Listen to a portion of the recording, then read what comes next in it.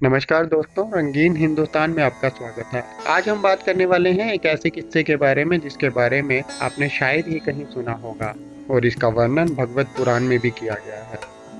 दोस्तों, वैसे तो देवी देवता अपने भक्तों की तपस्या के अनुसार ही उनकी परीक्षा लेते हैं और उन्हें वरदान देते हैं, तो वहीं ऋषि महात्मा भी देवी देवताओं की परीक्षा लेने में संकोच नहीं करते। एक बार त्रिदेव भगवान ब्रह्मा, भगवान विष्णु और भगवान महेश में कौन सा देवता सर्वश्रेष्ठ है, इस पर गहन चर्चा की गई, परंतु कोई भी निष्कर्ष नहीं निकला।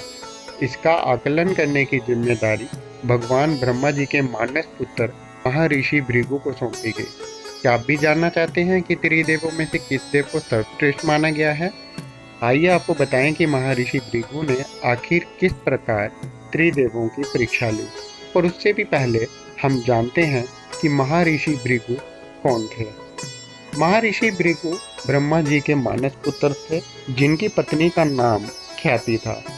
महर्षि भृगु की अगर बात करें तो महर्षि भृगु सप्त ऋषि मंडल में से एक ऋषि माने जाते हैं, जो सावन और भाद्रपद में भगवान सूर्य के रथ पर सवार रहते हैं।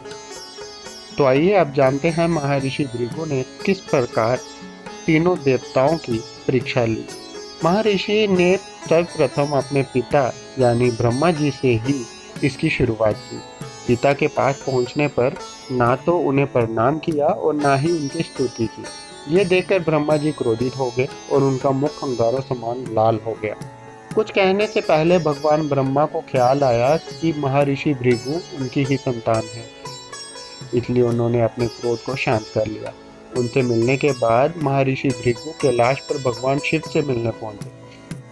भगवान शिव ने देखा कि महर्षि आ रहे हैं तो वह प्रसन्न होकर उनसे गले लगने के लिए अपने आसन से उठकर आगे बढ़े, किंतु महर्षि भृगु ने इसे अस्वीकार करते हुए भगवान शिव से कहा, आप सदा वेदों और धर्म की मर्यादा को उल्लंघन करते हैं। दुष्टों और पापियों को आप जो वरदान देते हैं, इस कारण सृष्टि पर भयानक संकट आ जाता है। मैं आपसे गले नहीं लग सकता। ये बात सुनकर भगवान शिव क्रोधित हो गए। उन्होंने जैसे ही त्रिशूल उठाकर महर्षि भृगु पर प्रहार करना चाहा, तो उन्हें माता ने रोककर उनका क्रोध शांत कर दिया। इसके बाद भृगु मुनि वैकुंठ लोक चले गए। वहां पर भगवान श्री हरि विष्णु, देवी माता लक्ष्मी के साथ मौजूद थे।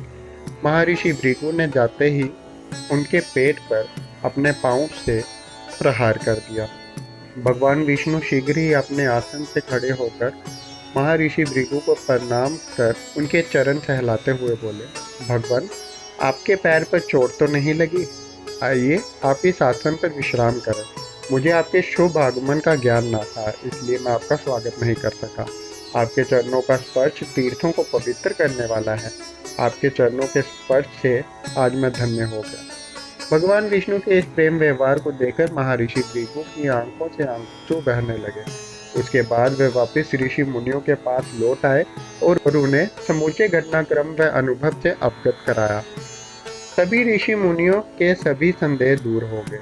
सभी भगवान विष्णु को सर्वश्रेष्ठ मानकर उनकी पूजा अर्चना करने लगे। ये समूचा घटनाक्रम ऋषि मुनियों ने अपने लिए नहीं बल्कि मनुष्यों के संदेहों को मिटाने के लिए किया था।